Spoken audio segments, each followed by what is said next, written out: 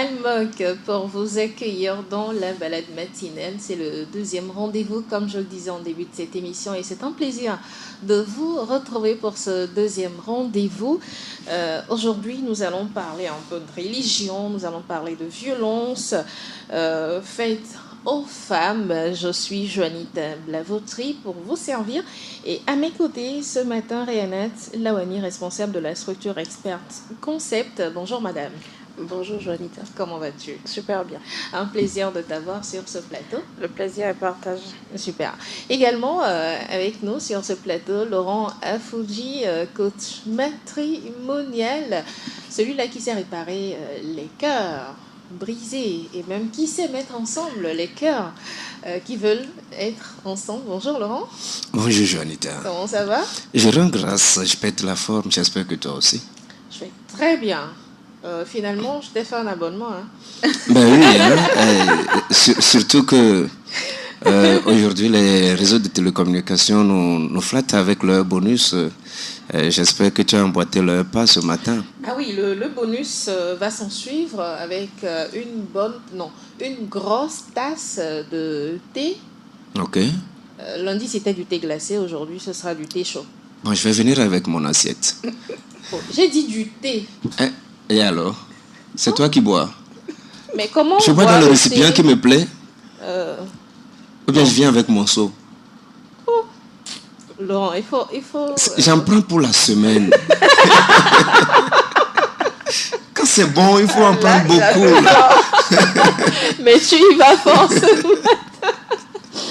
Alors, c'est un plaisir, hein, comme toujours, de te retrouver dans la balade matinale. Merci de faire le sacrifice matinal avec nous. Ah ben, nous sommes engagés pour le plaisir de nos auditeurs, de nos followers. On peut parler de ce voix, donc on est là. D'accord. Voilà, nous sommes bien installés avec nos tasses de thé. Pour accompagner notre tasse de thé, je vous propose ce matin de faire de petites... je sais pas moi, des découvertes ou encore d'innover dans vos petites cuisines ou encore d'apporter cette petite touche-là, surtout quand on est en couple. Souvent, mercredi, on parle de couple. Quand on est en couple, il faut souvent innover pour que ça soit pas, je sais pas comment dire, trop monotone. Voilà. Ouais. Les hommes aiment la nouveauté. Donc, mesdames, apportez-leur la nouveauté qu'ils désirent. Alors, pour ce matin, je propose pour votre thé de ne pas faire comme nous, de prendre juste un sachet de thé et de mettre dans l'eau. Non. Qu'est-ce que vous allez faire? Alors, vous allez préparer votre thé menthe, fraise, fleurs d'oranger. Tout ça va apporter un petit délice, une petite chaleur dans votre vie de couple. Qu'est-ce que vous aurez besoin de faire? Vous achetez des feuilles de menthe. Ou, si vous ne voulez pas du naturel, vous allez au supermarché, vous achetez une infusion biologique aromatisée à la menthe. Vous achetez 5 belles fraises.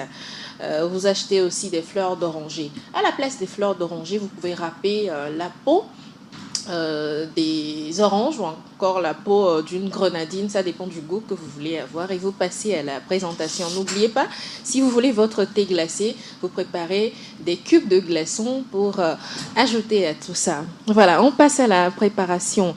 Vous écrasez les feuilles de menthe ou encore l'infusion biologique que vous aurez achetée avec de l'eau, de la fleur d'oranger ou encore les zestes d'orange, voilà, que vous aurez donc préalablement pelé. Dans un petit bol, vous mettez tout ça et vous checkez. Voilà, vous allez remuer le tout avec un shaker si vous en avez. Si vous n'en avez pas, vous mettez aussi dans un gobelet, vous mélangez comme vous voulez. Vous filtrez après à l'aide d'une passoire, puis vous versez le jus dans un récipient. Dans ce récipient à température ambiante, vous ajoutez donc vos cubes de glaçons pour les avoir bien glacés. Ce que vous pouvez faire aussi, si vous avez ces bacs de glaçons avec lesquels on prépare les cubes de glaçons, vous les mettez dedans, que vous mettez au réfrigérateur. Ça va glacer, ça deviendra des petits glaçons que vous pourrez servir après juste en mettant dans de l'eau et vous servez à votre chéri. N'oubliez pas de décorer le verre comme vous voulez avec une tranche d'orange, une tranche de grenadine, une tranche de citron. Au choix, vous avez toutes les possibilités qui se présentent à vous. Et voilà, notre thé spécial est servi à déguster en amoureux ou encore à présenter à quelqu'un que vous aimez bien. Voilà, c'est servi. Ça vous va, madame, monsieur? Ça peut le faire? Ça peut le faire. Tu me donnes bien envie. Voilà, c'est ce que je voulais. Donner l'envie, en fait. Le résultat est obtenu. Et nous allons passer au thème de ce jour. Buzz, détente, surprise, joie. Ne ratez plus rien sur la radio pour tous. Où que vous soyez dans le monde, interagissez en direct avec nos animateurs et animatrices sur le plus 228 90 13 89 94. Radio Gina, enfin la radio pour tous.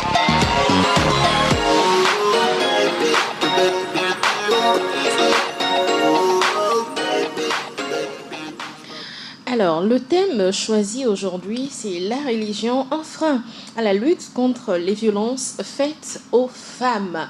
On sait que quand on parle de religion, on voit beaucoup plus les femmes. C'est vrai, les hommes sont là aussi, parfois au dernier plan ou encore parfois au premier plan. Mais quand on parle tout de suite de religion, c'est à la femme que nous pensons. La religion aujourd'hui constituerait-elle plutôt un frein à la lutte qui se fait tous les jours pour les violences faites aux femmes? On va en parler. Pour en parler, les bonnes personnes sont là autour de nous. Je vais d'abord donner la parole à Laurent pour me donner sa petite idée. Est-ce que la religion aujourd'hui est un frein pour l'avancement que cette lutte a pris aujourd'hui dans notre société, Laurent? Faut d'abord dire que la religion, à la base, ou dans son essence, est là pour le bien de la communauté. D'accord. La religion, c'est pour le bien-être ou un mieux-être de l'humain. Ce n'est pas pour lui donner autre orientation que ce que son cœur désirerait. Puisque chaque être humain, qu'il soit croyant ou non, a en lui, et comment vais-je le dire, un lien avec une certaine divinité, même si l'individu lui-même n'a pas conscience de ce lien-là, il y a un certain lien. Maintenant, la religion telle qu'aujourd'hui pratiquée, telle que ventilée aujourd'hui, vendue aujourd'hui, peut bien naturellement constituer un frein à cette lutte-là. Et surtout que cette lutte a une orientation et des démarches qui ne sont pas forcément ou qui n'ont pas forcément l'approbation de tout le monde. Même ceux qui ne sont pas religieux n'adhèrent pas forcément à toutes les étapes ou à toutes les conditions de cette lutte. Donc, oui, la religion est dans une certaine mesure un frein à cette lutte-là contre la violence faite aux femmes. Et il faut dire, si je ne vais pas exagérer, que certaines conceptions ou certaines manières de percevoir certains principes religieux peuvent même encourager la violence faite aux femmes. Donc, d'emblée, en quelques mots, je pense bien que la religion contribue d'une certaine manière à empêcher cette lutte-là d'aller aussi rapidement que voulu par les promoteurs de la dite lutte. Rianette, est-ce que tu rejoins Laurent quand il dit que la religion envenime, on va dire, la lutte faite contre les violences aux femmes? Je voudrais aller dans son sens, mais malheureusement, je vais aller dans le sens contraire. D'accord. Parce que depuis toujours, j'ai pensé comme lui, mais depuis que tu m'as envoyé le thème, j'ai essayé d'aller à la recherche des informations. Et je me rends compte que malheureusement, la religion a été perçue par les autres autrement. Et c'est ce qui a pu faire comprendre aux uns et aux autres, pensant que la religion était contre, allant dans le sens de la violence aux femmes. Mais malheureusement, la religion en elle-même plutôt promeut la protection de la femme. Vraiment avec des versets à l'appui, avec des recherches à l'appui. C'est ce que j'ai pu... Mais est-ce que le concept n'est donc pas perçu différemment de ces gens qui dénoncent, on va dire, la religion dans cette lutte? C'est ce que je disais, ça dépend des pays et ça varie de pays en état en fait. D'accord. Si nous prenons la religion musulmane, que certains, je ne voudrais pas mettre des mots assez durs sur certaines choses, mais que d'autres perçoivent ainsi, c'est vu, de loin c'est vu comme si la religion favorisait la violence faite aux femmes. Mais malheureusement, c'est l'humain qui a changé les données pour faire penser que la religion va à l'encontre. C'est-à-dire la religion est pour la violence faite aux femmes. Mais malheureusement... Dans les principes islamiques, par exemple, quand ils vont faire la prière, les femmes sont en arrière, les hommes sont en avant. Exact. Alors que l'équité voudrait que tout soit peut-être au même niveau, au même diapason pour faire la prière. Ça, par exemple, ça représente un petit frein, n'est-ce pas? Est-ce que je dirais que ça représente un petit frein? Je dirais que chacun a sa manière de concevoir les choses. Même quand on prend, je ne veux pas m'attarder simplement sur la religion musulmane, mais par exemple, quand on va dans la religion céleste, par exemple, les femmes sont à part. Les hommes à part. Les hommes à part. C'est également une religion christianiste. Vous voyez, donc c'est pour dire que chacun perçoit la chose autrement. Maintenant, quand on parle il faut qu'on puisse dénoter le sens du frein et de la violence. Quand on est là pour prier, peut-être que les hommes vont se dire que les femmes les déconcentrent. Moi, je l'ai peut-être perçu sur cet angle-là. Maintenant, quand on dit vraiment violence, c'est porter atteinte comment on dit, à l'humanité, voilà, de la personne. Et quand on parle de violence, c'est que c'est tant moral, c'est tant physique, c'est sur beaucoup de plans. Donc, c'est ce que moi, je peux percevoir ce sens. Dans l'autre sens aussi, la religion légitime certaines violences faites aux femmes du moment où on dit la femme doit être soumise. Quand je dis soumis, c'est le terme ordinaire qu'on emploie tout le temps, mais dans ça, comment dirais-je, dans l'application, il y a des hommes qui se voient contraints de rabaisser la femme, de l'humilier ou encore d'avilir la femme. Voilà, pour dire que, dans la Bible ou encore... On t'a dit de te soumettre. Voilà, on t'a dit de te soumettre. Donc, du coup, tu te couches carrément par terre et moi, je marche sur toi. Bien, je crois que c'est là que se trouve la relativité du raisonnement que nous avons mené tout à l'heure, tous deux. Parce que à l'entame, j'avais dit que la religion, en elle-même, dans son principe, c'est pour le bien de la communauté. Mais tel qu'aujourd'hui, vont-ils véhiculer, pratiquer par ceux qui veulent en faire ce qui leur plaît, on peut te l'accorder. Mais à revenir à la religion dans son essence, dans sa vision véritable, dans son but, la religion en réalité, comme elle l'a dit, c'est pour le bien. La religion en fait protège la femme. Je crois que c'est l'expression ou le mot qu'il faut. Protège la femme.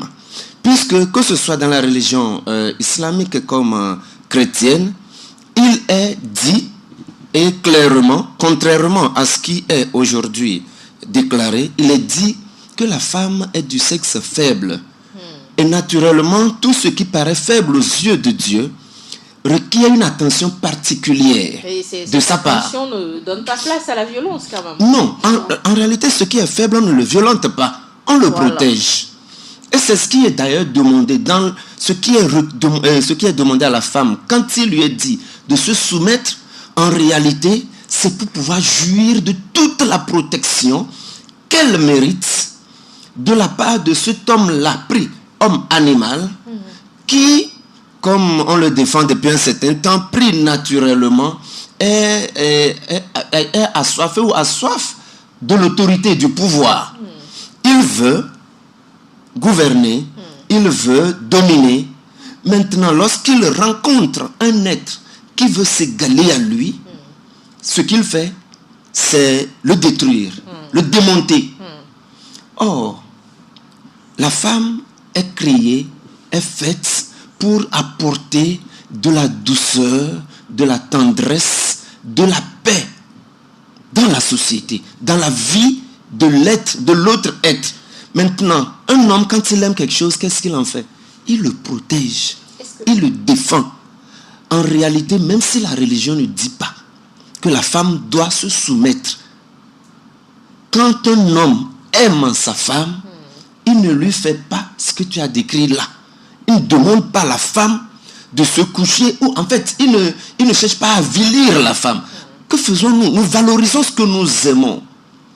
Nous valorisons. Pas plus tard qu'hier, je discutais avec un boss et je lui disais, on parlait un peu de ma famille, et je lui disais que il m'arrive souvent de m'asseoir et d'imaginer ma femme, parce que c'est quelqu'un qui gesticule beaucoup. Donc tu sais, bon, excuse-moi, comme nous aimons les appeler tendrement, les bouteilles de gaz, ça fait beaucoup de bruit. Ça va dans tous les sens. En fait, et je m'imagine souvent assis, en train de la voir sautiller dans la maison, gesticuler, aller et revenir, et de dire aux gens, voilà, c'est ma femme ça, c'est ma femme ça. Malgré la manière dont elle bouge, elle sautille, en fait, c'est un plaisir de voir que la personne que tu aimes se sent bien dans sa peau, se sent épanouie. Quand un homme vient à vouloir dominer, dans le terme de martyriser, esclavagiser, en fait, ce n'est plus... ça, c'est pas du mariage. Ce n'est pas un lien homme et femme. C'est un lien maître-esclave. Et ça, on n'en a pas besoin dans les couples, dans les familles. Donc, la religion ne demande pas à un homme de traiter ainsi sa femme. La femme doit se soumettre dans une certaine mesure. Il y a tout un ensemble de détails à donner lorsqu'on parle de la soumission de la femme. Et d'ailleurs, la femme, toujours dans sa soumission, est appelée à discuter avec son homme, lui faire des propositions, l'orienter. Qui oriente mieux l'homme si ce n'est pas sa femme? Qui conseille mieux un homme si ce n'est pas sa femme? Qui prévient mieux un homme si ce n'est pas sa femme? Je suivais une vidéo hier où cet artiste ivoirien, je crois, c'est pas si c'est ivoirien au Burkinabé, Zongo, le Rasta là, il disait qu'il n'y a pas un seul texte que lui il a écrit et qu'il n'a pas soumis à l'appréciation, à l'approbation de sa femme avant de se mettre sur scène. Que c'est pas, il a dit clairement, ce n'est pas possible. Et pourtant, nous savons tous combien talentueux est ce monsieur-là. Nous connaissons la nature de ces textes. Donc, si c'est derrière un grand homme, se cache une grande femme. Pourquoi la perception aujourd'hui est différente? Les doctrines religieuses influencent tellement cette perception. Mal interprétée, il faut dire. Mal interprétée aujourd'hui, grâce aux coutumes, ou on va dire à cause des coutumes, il y a cette perception dévalorisante de la vie féminine. Les filles sont souvent considérées comme, je prends juste l'exemple d'aller à l'école. Arrivé un moment, s'il n'y a pas les moyens pour mettre tous les enfants à l'université, on peut choisir de mettre le garçon à l'université. Comme quoi, la fille, finalement, c'est comme un fardeau. La fille, elle va aller au foyer. On n'a pas besoin forcément qu'elle soit... Goma va à l'école. Voilà. C'est le test qu'on a étudié à l'école. On n'a pas besoin... Une fille à l'école, ça n'aboutira à rien. On n'a pas forcément besoin que celle-là ait ce niveau qu'elle désire avoir pour être peut-être une valeur sûre pour la famille. Mais le garçon, oui, il pourra apporter à la famille. Donc, on lui permet de continuer ses études. Est-ce qu'aujourd'hui, ces coutumes ne sont pas en train de déstabiliser un tout petit peu la lutte dans l'égalité que nous souhaitons, l'égalité ou l'équité que nous souhaitons entre hommes et femmes? Effectivement, c'est ce problème-là qu'on a, mais la chance que nous avons également, c'est qu'il y a des voix qui se font porter aujourd'hui, qui se font entendre à travers peut-être les prêtres religieux eux-mêmes, à travers les associations, à travers les ONG qui luttent contre la violence faite aux femmes au jour d'aujourd'hui. Parce que quand mon frère parlait tantôt, quand il parlait de domination, effectivement, Dieu, quand il nous créait, il n'a pas demandé à ce que l'homme vienne dominer la femme. Ah non. Si je peux me permettre, dans Genèse 1, 26 à 31, Dieu a dit de dominer sur tous les bestioles de la terre, sur tout, et non sur une femme, pas sur l'être. Quand je vais également dans... Excusez-moi, mais je veux aller avec des versets qu'on des versets, oui, exactement. Quand nous prenons dans le verset 34 de la sourate 4, il est dit que les hommes ont autorité sur les femmes du fait qu'Allah a préféré certains d'entre vous à certains autres. du fait que les hommes font défense sur leurs biens en faveur de leurs femmes. Cela suppose qu'ils doivent protéger leurs femmes et non exposer leurs femmes. Donc, si c'est le cas, et nous remarquons que dans les religions les plus ancrées, on en est même arrivé à là où, quand les femmes naissent des jeunes filles, on les tue. Oui. On dit qu'on n'en a pas besoin. Mais c'est la religion qui a travaillé ces personnes-là arrivées à un moment où... Ça voudrait dire que la compréhension que l'être humain ou encore que les religieux se font Effectivement. de ces sourates ou encore de ces versets, c'est ça en fait qui pose problème. Parce que si je veux enfreindre à la loi et que je veux nuire à ma femme, je peux torturer le sens du verset parce que... Pour que ça aille en mon sens. Voilà. C'est pourquoi on dit aujourd'hui, tu as la connaissance, lis-le. Et tu auras la révélation qu'il te faut dessus. Je ne suis pas... Bien sûr, si quelqu'un d'autre vient m'expliquer le sourate ou le verset biblique, je peux le comprendre sous la manière dont il veut que je le comprenne. Oui. Mais si moi-même je cherche à comprendre, je pense que je vais comprendre. Et c'est cette lutte-là que les uns et les autres sont en train de faire aujourd'hui. Et notons que sans la femme, l'humanité n'existera pas. Laurent, il faut reconnaître aujourd'hui que les leaders religieux jouent un rôle dans l'inhibition des réformes sociales qui pourraient protéger les femmes contre les violences. Oui, d'abord, quand nous parlons de religion, nous devons élargir le champ et y mettre toutes les religions. Bien sûr. Parce que dans toutes catégories confondues. Il y a le christianisme, l'hindouisme, le shintoïsme, le bouddhisme, l'islam et ce que nous appelons le vaudouisme également. Le vaudouisme qui est là, c'est une religion également. Et d'ailleurs, c'est la religion la plus connue avant que ces autres religions n'émergent. Donc, il faut comprendre que lorsque ces chefs religieux, parce qu'il faut partir d'eux, ce sont eux qui distillent les pensées religieuses. Donc lorsque ces chefs religieux prennent la parole, chacun envoie le message en fonction de sa compréhension. Et la compréhension de chacun dépend de son niveau de spiritualité et de son niveau de culture. Voilà. Et aujourd'hui, justement, ces leaders religieux, comme l'a dit Rihanna, c'est-à-dire qu'ils prêchent ou elles prêchent juste en leur faveur. En fait, c'est-à-dire on choisit une partie d'un verset qu'on met en vogue et tous les fidèles sont là à être... En fonction des objectifs qu'on veut atteindre. Voilà. En fait, les messages sont orientés en fonction des objectifs. Est-ce que ces objectifs vont dans le sens des religieux eux-mêmes, ceux-là qui sont là pour les suivre?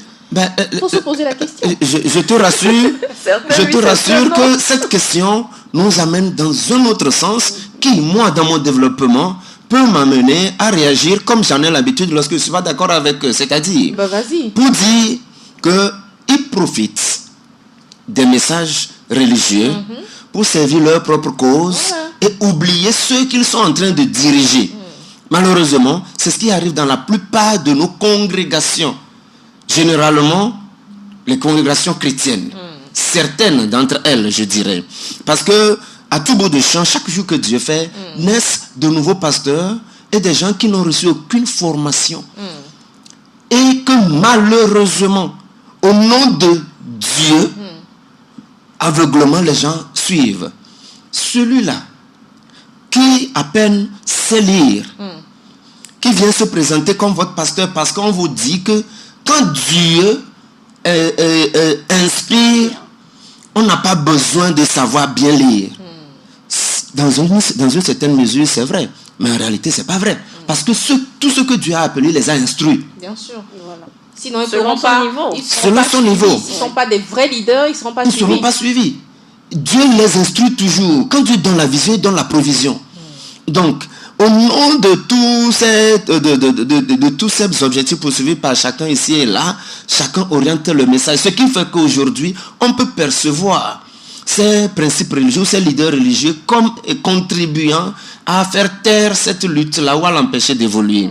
Normalement, comme Rihanna l'a dit, c'est grâce aux religions que certaines pratiques néfastes ont été abolis. Mais malheureusement, c'est également avec ces religions aujourd'hui qu'on développe encore toutes ces pratiques-là. Et c'est ce que je dénonçais tout à l'heure. Et je peux me permettre, sans me tromper, que c'est la catégorie des personnes qu'on appelle les faux pasteurs, les faux prêtres, les faux religieux, les faux leaders d'ailleurs, parce qu'eux-mêmes, ils n'ont pas encore réussi à se diriger. Ils veulent diriger des communautés.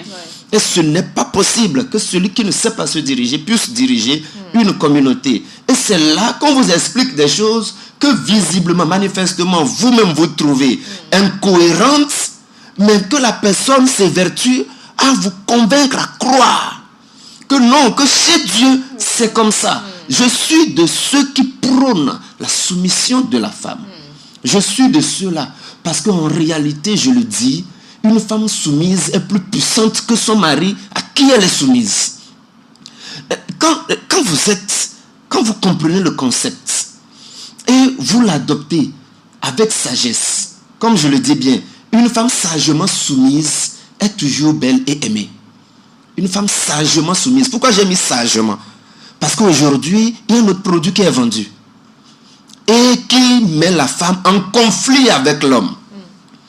Un homme, quand on le confronte à quelqu'un qui veut s'égaler à lui, son but c'est de le détruire, de le démonter. C'est comme ça, Dieu l'a fait pour protéger, donc pour défendre, comme on l'a lu dans le surah tout à l'heure, pour protéger. Donc tout ce qui peut l'empêcher de protéger ce qu'on a mis sous son contrôle, il le démolit. Mais Rihanna, cette notion de soumission, quand on la prend dans son entièreté aujourd'hui, comme il a dit, tout homme voudrait quand même une femme soumise. Est-ce que cette notion n'empêche pas l'épanouissement de la femme? Parce que quand on parle d'égalité, quand on parle d'équité, quand on parle de la femme qui doit s'émanciper, ben, elle voudrait faire des choses sans forcément avoir l'aval de son mari ou de son homme. Joanie, je ne veux même pas te permettre de terminer parce que je dis c'est parce qu'on n'a pas compris le sens de la soumission. Il faut déjà qu'on comprenne. Par le passé également, j'étais une insensée, comme on peut le dire. Et on pense que être soumis, c'est vraiment être... C'est avilissant. Voilà, c'est avilissant. Ce n'est pas avilissant. D'abord, il faut comprendre le thème, ce concept, la soumission. La soumission, c'est être sous la mission de l'homme. J'aurais voulu avoir une féministe avec nous ce matin. Voilà. C'est là que le problème se pose. Exactement. Le féminisme. Les féministes ont changé la donne, c'est-à-dire, comme tu l'as dit en début, tous les hommes ont été créés à l'image de Dieu. Et Dieu n'a dit dans aucune partie de la Bible que les hommes doivent être soumis aux hommes. Quand je parle d'hommes, c'est avec grand H. Je te contredirais même avec cette phrase-là que tu as dite. Aujourd'hui, le concept, il est tout autre. Hein? Exactement. Mais je pense qu'il y a un travail toujours qui est en train d'être fait. À faire dans ce sens. Oui, parce que la soumission, ce n'est pas comme nos sœurs ou nos petites sœurs le comprennent pour s'égaliser, même au jour d'aujourd'hui, même quand on dit qu'on est égaux avec les hommes, on se comprend. C'est pas possible, hein, parce c'est que pas possible. Quand on parle d'hommes, on parle de femmes. Voilà, on réclame des choses, mais arrivé à un moment, nous-mêmes, on sait qu'il y a certaines choses que nous ne pouvons pas obtenir parce qu'il y a toujours cette voile-là que le Créateur a donnée à l'homme. Quand on est sous la mission de quelqu'un, c'est qu'on porte d'abord ce que l'homme a reçu comme mission. Exactement. Et quand il le dit, être sous la mission avec sagesse, l'Éternel a dit, celui qui n'a pas la sagesse n'a qu'à demander. Et je ne veux pas aller dans un sens où mes sœurs féministes vont penser que je les juge. Non. Mais il faut qu'on soit sage à des moments donnés.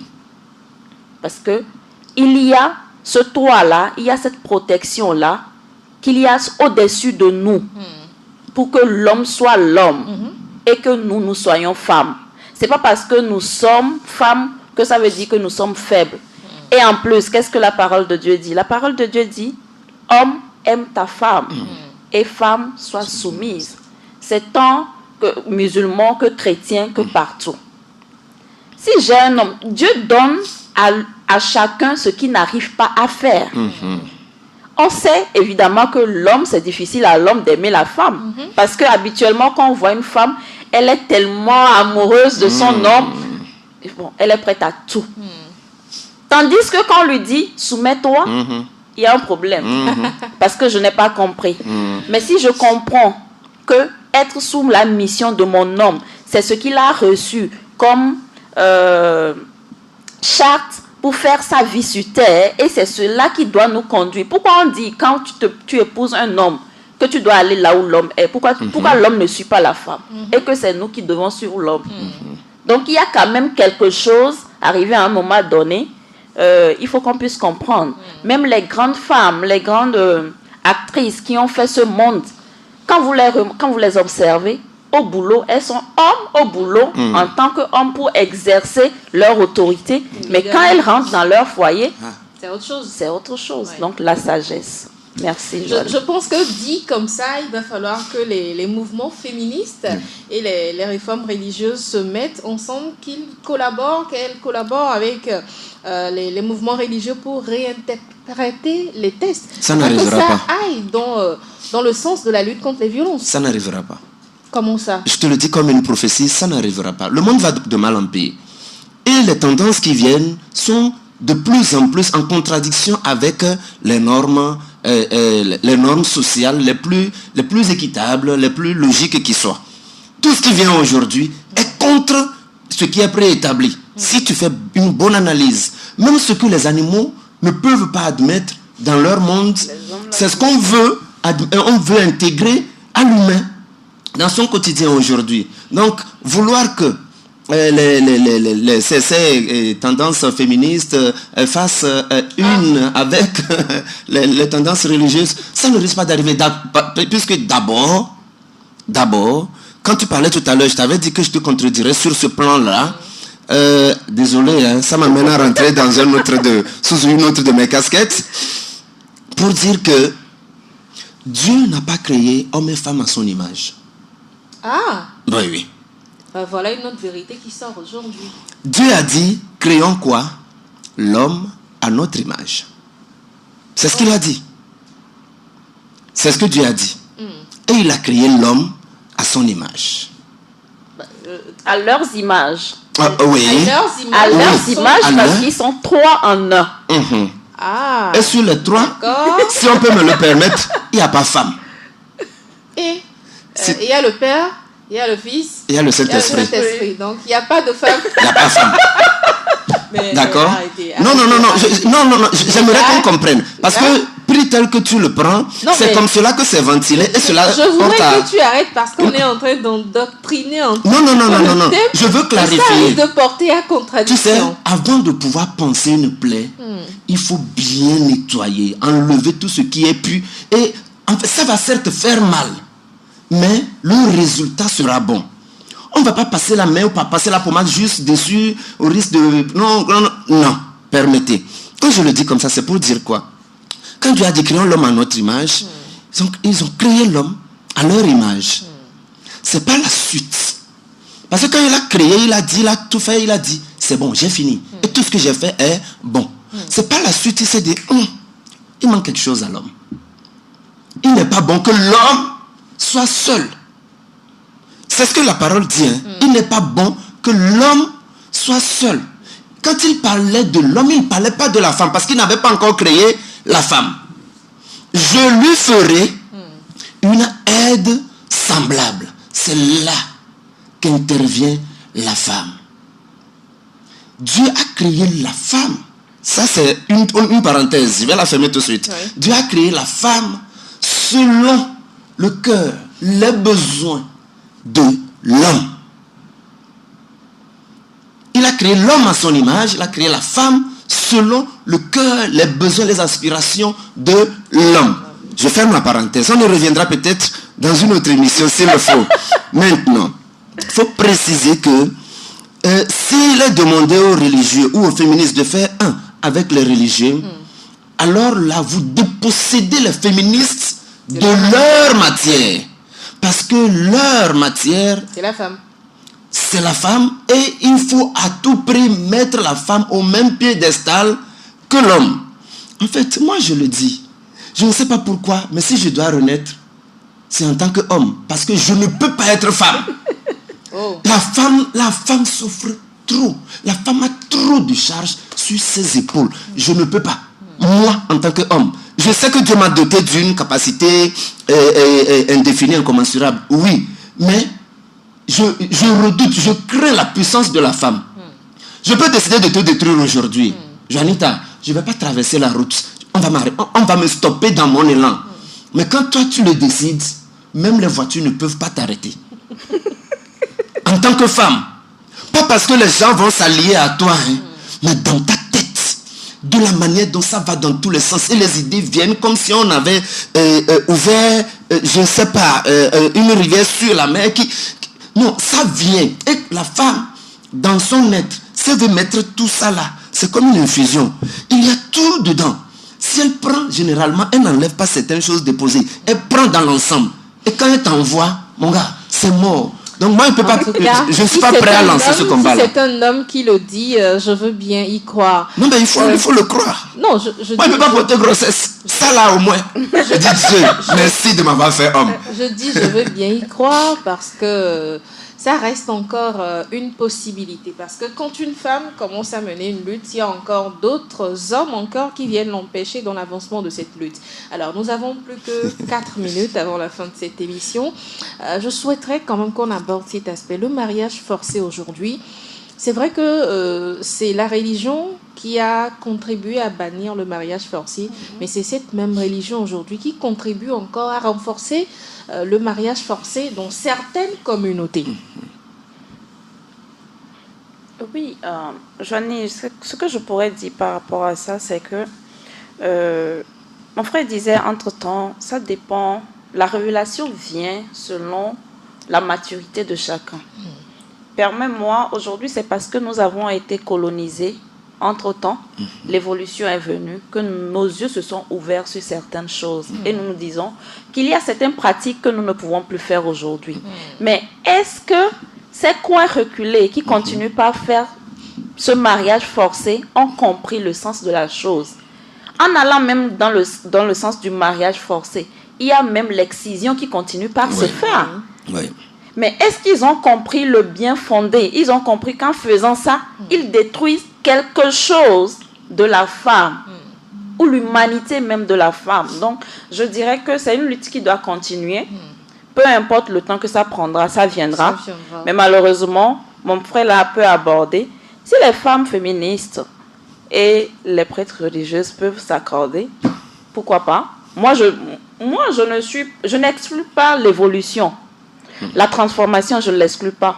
Mais il y a un autre mouvement qui est en train de se créer en tout douce, dont je ne veux même pas appeler le nom ici, dont on sait. Parce que entre nous, les femmes, on n'arrive pas encore à finir. Et d'autres veulent être aussi à côté de nous en tant que femmes. Donc, je ne veux même plus arriver là. Alors, une question à vous deux avant la fin de cette émission. Si vous êtes tombés d'accord sur le fait que la femme doit être soumise à l'homme, que l'homme doit aimer son mari. Est-ce que sa femme plutôt. Faut pas appuyer ces gens-là. Est-ce que côté spirituel, au moins les deux ont une égalité? Va un peu plus loin pour me permettre de comprendre. Je ne veux pas aller très loin. Non, les deux n'ont pas une égalité. Ils n'ont pas une égalité en termes spirituels. Spirituel, non. Pourquoi? Je vais expliquer un peu très rapidement. L'homme, comme il a dit, Dieu en créant l'homme l'a créé en un bloc. Vraiment un bloc. Il n'a pas eu le temps de se dire, est-ce qu'il aura des sentiments, est-ce qu'il n'en aura pas? C'est après qu'il s'est dit, je lui ferai une aide semblable. Et de cette aide-là est sortie la femme. Et la femme, c'est une partie de ce bloc qu'il a pris le temps de formater, de mettre toutes les émotions qu'il doit mettre. D'où il parle, il y a beaucoup de charges sur la femme. Merci, Jonita. Renate garde la parole pour conclure en même temps parce que je ne reviendrai plus à toi. Qu'est-ce que tu diras en guise de conclusion aujourd'hui? En guise de conclusion, je dirais merci aux religions. Tant bien même, s'il y a l'aspect positif, c'est qu'il y a l'aspect négatif. Mais juste qu'on garde l'espoir que il y a toujours ce travail qui est en perpétuelle continuation pour que la femme soit délivrée de ce joug-là, pour libérer la femme de son frein. Merci, à la violence. Merci à toi, Réanat Lawani. Je précise qu'elle œuvre énormément à l'émancipation de la femme. Elle a plusieurs mouvements, plusieurs casquettes qui œuvrent à épanouir, à vilir aussi ces concepts dont nous avons parlé aujourd'hui. On reviendra là-dessus parce que j'ai l'impression qu'on va revenir avec une partie 2 de cette émission et donc tu seras là pour en parler. J'avais déjà eu ta réponse pour la question, donc je la veux plus. Conclure rapidement pour qu'on s'en aille. D'accord. Bon, juste comme Renat l'a dit, merci aux religions pour le travail énorme qu'elles sont en train de faire et inviter en même temps tous ceux qui sont adeptes des religions à faire un peu preuve de bon sens et à réellement chercher Dieu pour pouvoir comprendre Dieu. Comprenons Dieu, suivons Dieu, au lieu de suivre les mouvements et de suivre les pensées des humains. Ça va nous aider à mieux traiter les femmes et que les femmes aussi fassent de leur mieux pour mieux connaître leur être, leur nature, leur personnalité, parce que certaines, elles-mêmes se prêtent à ces jeux-là et c'est pas bien. Merci beaucoup Laurent. Les femmes ou la femme est un exemple emblématique de respect, de dignité et de bienveillance. À une époque, la femme était traitée comme un bien. Aujourd'hui, ce n'est plus le cas. La femme n'est plus un bien. Même les principes religieux nous le confirmeront. Alors, femme, va de l'avant, prends un aspect clé de ta vie qui peut te permettre de t'épanouir. Nullement, les religions ne doivent détruire l'aspect de la femme, mais plutôt les construire. On reviendra sur la partie de cette émission. On vous dit au revoir pour aujourd'hui. Rendez-vous vendredi pour le dernier numéro de la balade matinale. Bisous à tous. Ciao.